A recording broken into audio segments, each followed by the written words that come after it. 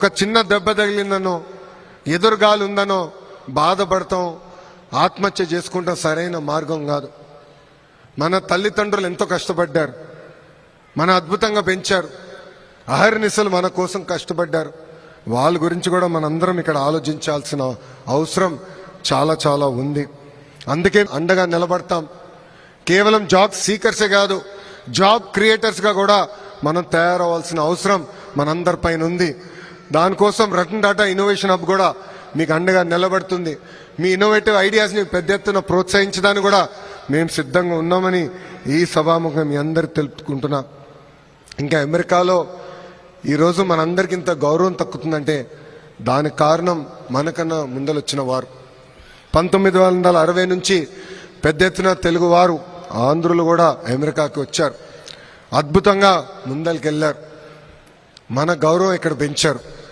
ఇప్పుడు ఆ బాధ్యత మన భుజస్కంధాలపైన ఉన్నాయి. ఆ గౌరవాన్ని ముందలు తీసుకెళ్లాలని ఈ సభాముఖంగా మిమ్మల్ని అందరు నేను కోరుతున్నా. అందరం కలిసికట్టుగా పనిచేయాలి, ఒకరొకరికి అండగా నిలబడాలి. అప్పుడే మనం అనుకుంది సాధించగలుగుతామని ఈ సభాముఖంగా మీ అందరు తెలుపుకుంటూ, ఇప్పుడే తమ్ముడు ఎర్ర బుక్ గురించి అడిగాడు. నేను గతంలోనే చెప్పా, ఎర్ర బుక్ దాని పని తీసుకుంటా పోతుందని. చట్టాన్ని ఉల్లంఘించిన వారు ఎవరిని మేము వదిలిపెట్టట్లేదు, పెట్టము, దాంట్లో ఎలాంటి డౌట్ లేదు. కానీ వాళ్ళు చేశారు కనుక మనం చేయాలనుకుంటే చాలా పొరపాటు అవుతుంది. 151 అయింది, అది గుర్తుపెట్టుకోవాలి. నేను ఎవరిని వదిలిపెట్టే ప్రసక్తే లేదు. చట్టపరమైన నిర్ణయాలు తీసుకుంటాం, యాక్షన్ తీసుకుంటాం, ఎవరిని వదిలిపెట్టమని ఈ సభాముఖంగా మీ అందరు తెలుపుకుంటూ, ఇక్కడ పేర్లు అవసరమా? టైం వేస్ట్ భయ్యా. నా తల్లిని అవమానిస్తే నేను వదిలిపెడతానా? మీ తల్లిని అవమానించినా నేను వదిలిపెట్టాను. ఎందుకంటే తల్లి బాధ ఆవేదన చూసిన వాడిని. మా అమ్మ ఏనాడు రాజకీయాల్లోకి రాలేదు.